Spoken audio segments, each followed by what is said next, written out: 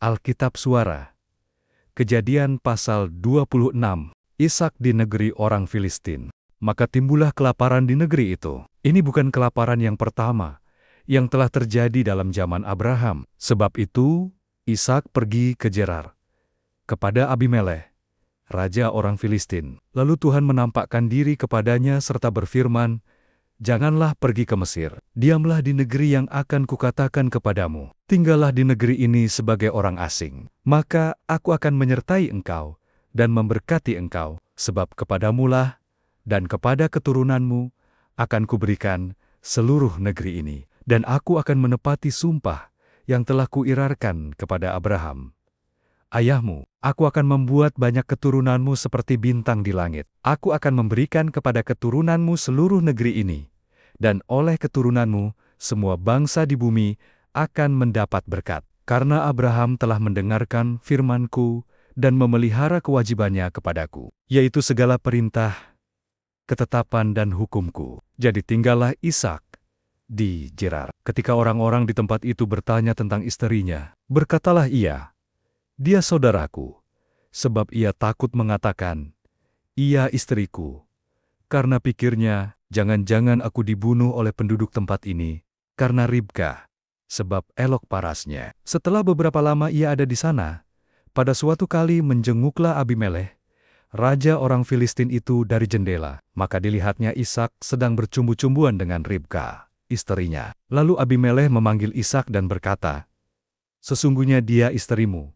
Masakan engkau berkata, 'Dia saudaraku'?" Jawab Ishak kepadanya, "Karena pikirku, jangan-jangan aku mati karena dia." Tetapi Abimelekh berkata, "Apakah juga yang telah kau perbuat ini terhadap kami? Mudah sekali terjadi. Salah seorang dari bangsa ini tidur dengan istrimu, sehingga dengan demikian engkau mendatangkan kesalahan atas kami." Lalu Abimelekh memberi perintah kepada seluruh bangsa itu, "Siapa yang mengganggu orang ini atau istrinya, pastilah ia akan dihukum mati." Maka menaburlah Ishak di tanah itu, dan dalam tahun itu juga ia mendapat hasil 100 kali lipat, sebab ia diberkati Tuhan. Dan orang itu menjadi kaya, bahkan kian lama kian kaya, sehingga ia menjadi sangat kaya. Ia mempunyai kumpulan kambing domba dan lembu sapi, serta banyak anak buah, sehingga orang Filistin itu cemburu kepadanya. Segala sumur yang digali dalam zaman Abraham, ayahnya, oleh hamba-hamba ayahnya itu, telah ditutup oleh orang Filistin dan ditimbun dengan tanah. Lalu kata Abimelekh kepada Ishak, "Pergilah dari tengah-tengah kami, sebab engkau telah menjadi jauh lebih berkuasa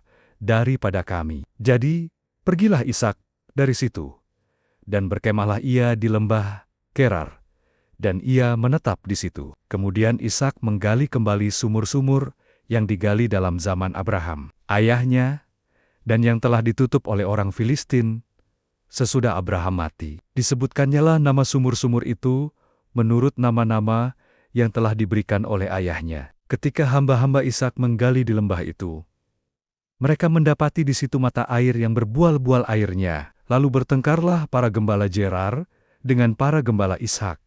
Kata mereka, "Air ini kepunyaan kami." Dan Ishak menamai sumur itu Esek, karena mereka bertengkar dengan dia di sana. Kemudian mereka menggali sumur lain, dan mereka bertengkar juga tentang itu. Maka Ishak menamai sumur itu Sitna. Ia pindah dari situ dan menggali sumur yang lain lagi, tetapi tentang sumur ini mereka tidak bertengkar. Sumur ini dinamainya Rehobot, dan ia berkata, "Sekarang Tuhan telah memberikan kelonggaran kepada kita, sehingga kita dapat beranak cucu di negeri ini." Dari situ ia pergi ke Bersheba. Lalu pada malam itu Tuhan menampakkan diri kepadanya, serta berfirman, "Akulah Allah ayahmu Abraham. Janganlah takut, sebab aku menyertai engkau. Aku akan memberkati engkau dan membuat banyak keturunanmu karena Abraham, hambaku itu." Sesudah itu Ishak mendirikan mezbah di situ dan memanggil nama Tuhan. Ia memasang kemahnya di situ. Lalu hamba-hambanya menggali sumur di situ. Datanglah Abimelekh dari Gerar mendapatkannya, bersama-sama dengan Ahuzat, sahabatnya, dan Pihol, kepala pasukannya. Tetapi kata Ishak kepada mereka, "Mengapa kamu datang mendapatkan aku? Bukankah kamu benci kepadaku dan telah menyuruh aku keluar dari tanahmu?" Jawab mereka, "Kami telah melihat sendiri bahwa Tuhan menyertai engkau. Sebab itu kami berkata, baiklah kita mengadakan sumpah setia antara kami dan engkau. Dan baiklah kami mengikat perjanjian dengan engkau, bahwa engkau tidak akan berbuat jahat kepada kami, seperti kami tidak mengganggu engkau, dan seperti kami semata-mata berbuat baik kepadamu, dan membiarkan engkau pergi dengan damai. Bukankah engkau sekarang yang diberkati Tuhan?" Kemudian Ishak mengadakan perjamuan bagi mereka,